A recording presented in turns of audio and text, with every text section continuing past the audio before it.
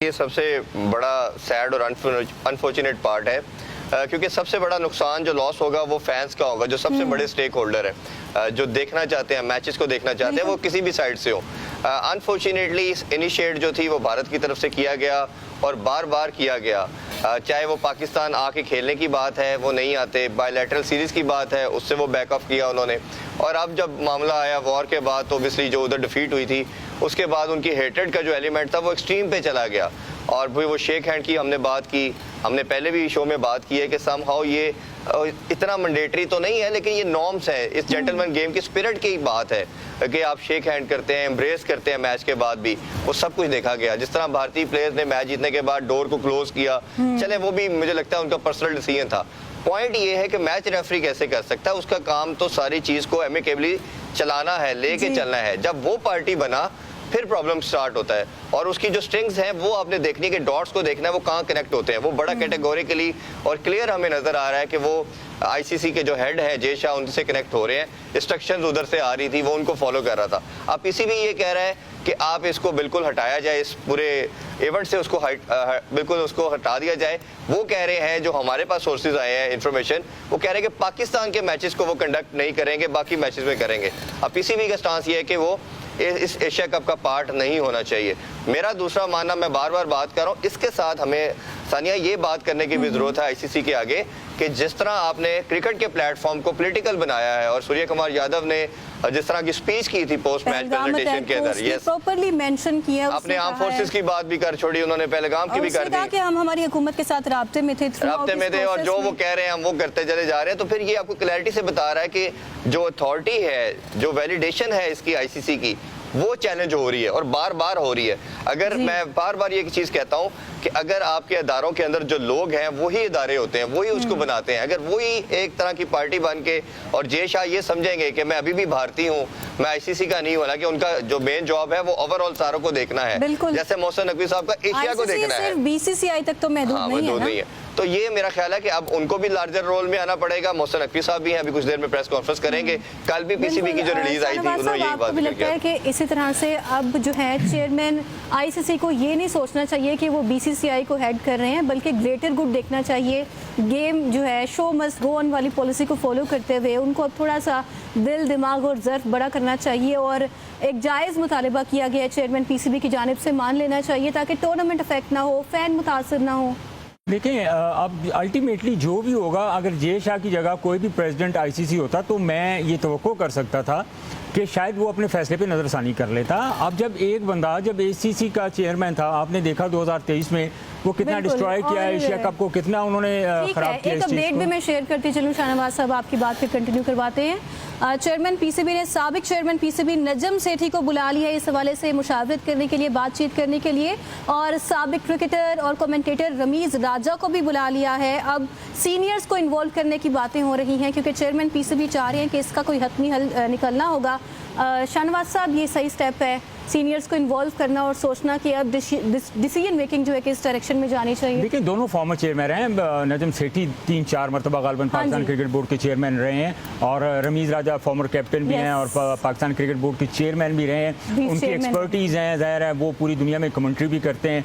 और देखिए, किसी भी प्लेयर की लाइक जिस तरह रमीज राजा की अगर मैं बात करूँ तो उनके कुछ पर्सनल रिलेशंस भी होते हैं, ये चीज़ें भी बहुत मैटर करती हैं जब इस तरह के मामला आते हैं। देखिए, हमने कई मरतबा देखा है जो क्रिकेटर टू क्रिकेटर होते हैं, हम चाहे वो पाकिस्तान के प्लेयर हो, इंडियन प्लेयर हो या दुनिया में कोई भी क्रिकेटर हो, इनके उन ममालिक से हटके भी अपने एक रिलेशन होते हैं, तो उन रिलेशन को भी इस्तेमाल किया जा सकता है और ये मशवरा करना चाहिए। देखिए, ये इस तरह की वाली बात आपकी जो क्रिटिकल सिचुएशन है इसमें आप सबको ऑन बोर्ड करके, अब देखें आकिब जावेद भी बैठे हुए हैं, चेयरमैन जो हैं मोहसिन नकवी भी होंगे, नजम सेठी भी होंगे, तो मेरा ख्याल है कि जो भी फैसला होगा अवाम की जो एक्सपेक्ट कर रही है, जो फैंस, जो क्रिकेट के फैंस हैं जो एक्सपेक्ट कर रहे हैं, मेरा ख्याल है उनके फैसले की उनको चाहते हुए कि ये मैच होना चाहिए। फैंस के इंटरेस्ट को यहाँ पर सबसे ऊपर प्रायोरिटी पर रखना चाहिए, मैच होना चाहिए। और अब देखना ये है कि ये जो फैसला कर लेते हैं तो इसमें दो पहलू इसमें आ सकते हैं सानिया, कि अगर तो नकवी साहब गो हेड देते हैं